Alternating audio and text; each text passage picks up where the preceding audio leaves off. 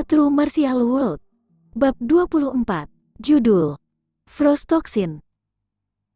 Titik-titik cahaya biru dingin ini menyumbang sebagian kecil, tapi itu membuat Yiyun merasakan dingin menggigit tulang yang misterius. Yiyun akrab dengan perasaan dingin ini. Dia merasakannya ketika dia melewati area pemurnian saat menuruni gunung. Dia mengingatnya dengan jelas karena itu hanya setelah menerobos ke ranah roh. Titik cahaya biru dingin melayang di langit seperti hantu. Kadang-kadang titik terang akan meninggalkan kuali dan menari di udara secara acak sebelum memasuki salah satu tubuh laki-laki. Sama seperti kepingan salju yang jatuh ke air, titik-titik cahaya ini kemudian akan menghilang. Yiyun tidak bisa mendeteksi titik cahaya setelah itu. Titik cahaya telah diserap oleh salah satu tubuh pria itu. Jantung Yiyun berdebar kencang. Dia samar-samar mengerti bahwa titik cahaya biru dingin adalah penyebab epidemi demam tifoid. Dia diam-diam mengamati sebentar dan menyadari bahwa titik cahaya biru dingin akan terbang secara acak dan memasuki tubuh orang-orang itu. Orang-orang itu sibuk memotong kayu dan tidak melihat apapun. Yiyun lebih yakin dengan spekulasinya. Energi merah ungu tidak akan terbang ke tubuh orang. Sebaliknya, mereka akan tetap berada di Fire Water. Tampaknya tulang kuno memiliki dua bentuk energi. Energi merah ungu bermanfaat bagi seseorang, menyebabkan seseorang berubah, memungkinkan seseorang untuk menerobos. Di sisi lain, energi biru dingin adalah kekuatan pembunuh yang tak terlihat. Energinya beracun, meski kedengarannya rapuh, namun tidak luar biasa. Di bumi, ada banyak energi yang memiliki racun. Salah satu contohnya adalah matahari. Hanya setelah disaring melalui ozon barulah sinar matahari bisa memberi kehidupan bagi bumi. Manusia akan mati karena sinar matahari langsung yang menerpa mereka. Di bumi, unsur paling menakutkan memiliki energi beracun, seperti polonium radioaktif. Itu membunuh Arafat, yang dulu sering muncul di berita. Jika seseorang menggunakan polonium untuk membunuh, 1 gram saja sudah cukup untuk membunuh jutaan orang. Beberapa ratus gram sudah cukup untuk membunuh semua kehidupan di bumi, membuatnya jauh lebih kuat daripada benda-benda beracun biasa. Menurut pendapat Yiyun, titik cahaya biru mirip dengan energi, dan menggunakan kata beracun untuk menggambarkannya mungkin tidak akurat. Namun, itu cukup untuk memahami mereka memiliki kemampuan untuk membunuh. Seperti halnya di bumi, terkena radiasi akan menyebabkan penyakit kanker, maah dan berbagai macam penyakit. Di alam liar yang luas, menyerap racun dingin dari tulang kuno akan menyebabkan tifus yang mengakibatkan kematian. Kalau begitu, bukankah aku dalam bahaya berada di sini? Pikir Yiyun. Dia tidak menjaga kuali, dia menjaga reaktor nuklir. Dipikir dengan hati-hati, ada banyak hal yang sama sekali berbeda dari bumi, tetapi ada kesamaan. Dalam hal energi, energi terkuat di bumi dapat membuat bom atom atau menyediakan energi nuklir. Tapi di dunia ini, energi terkuat digunakan untuk menciptakan ahli terkuat. Para ahli ini bisa merobohkan gunung dan membalikkan lautan. Sebuah flip tangan akan menghancurkan kota. Kedua bentuk energi ini bisa mengakibatkan kehancuran yang mengerikan. Jika tidak digunakan dengan benar, akan menjadi racun bagi masyarakat umum. Syukurlah, Yiyun mengendalikan harta karun yang dapat memanfaatkan energi di dunia ini. Kristal ungu. Tapi dapatkah kristal ungu menangani energi ini? Yiyun mencoba menggunakan kristal ungu untuk menyerap titik cahaya biru. Karena dia bisa melihat titik cahaya biru, dia pasti bisa menyerapnya dengan kristal ungu. Saat Yiyun bersiap untuk menyerap titik cahaya biru pertama, Yiyun menarik napas dalam-dalam dan mengulurkan tangannya dengan hati-hati.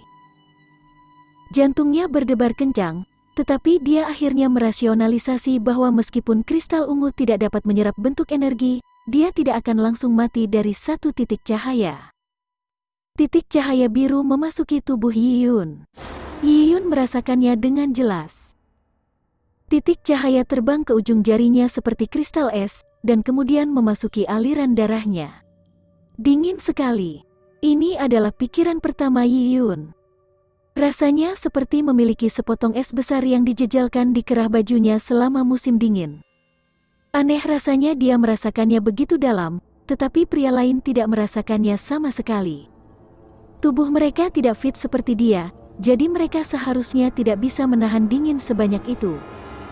Tampaknya mereka memiliki kecepatan reaksioner yang lambat dan tidak dapat merasakan dingin yang menggigit. Namun, tubuh mereka tidak akan berbohong. Begitu mereka diserang oleh racun es, mereka perlahan akan kehilangan kekuatannya.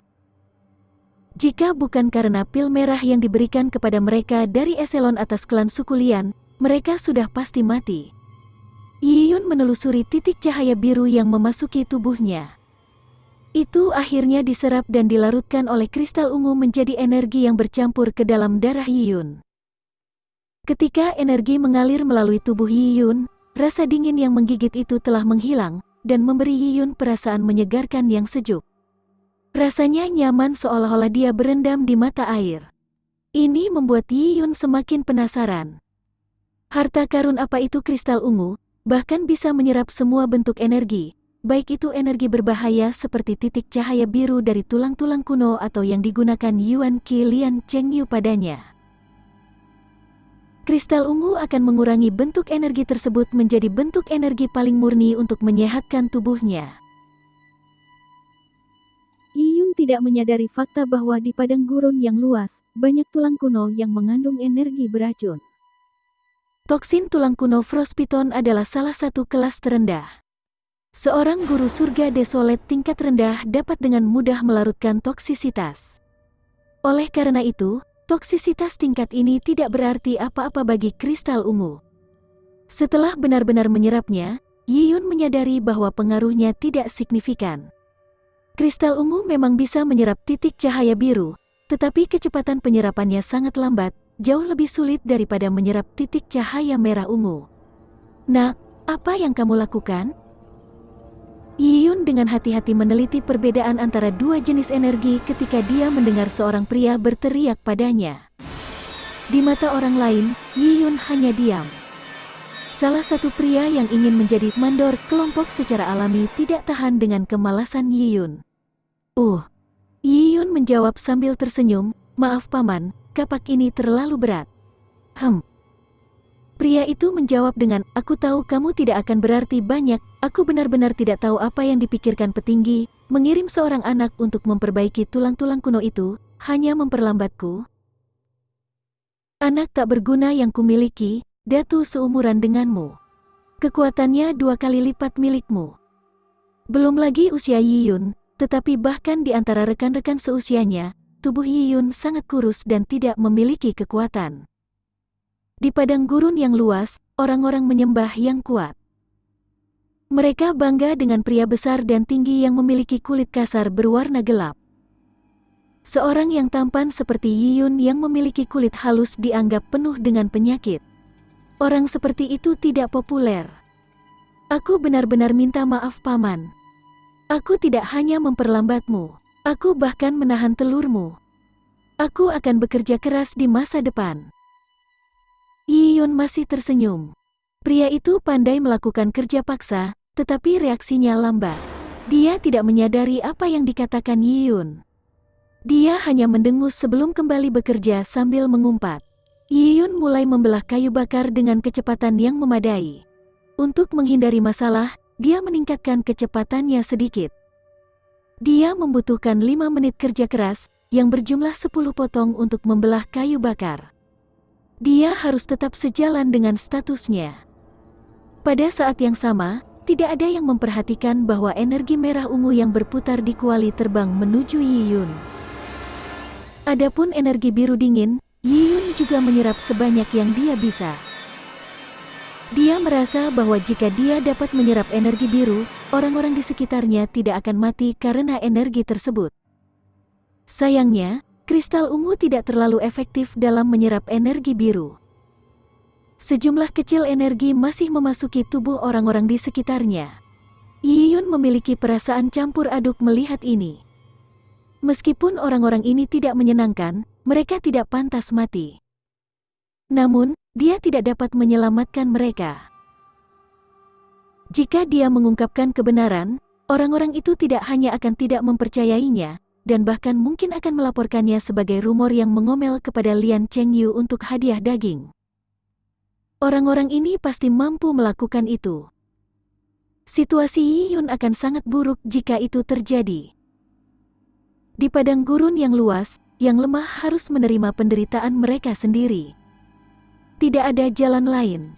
Sama seperti babi, sapi, dan domba, mereka tidak melakukan kesalahan apapun, tetapi dikurung dan disembelih oleh manusia.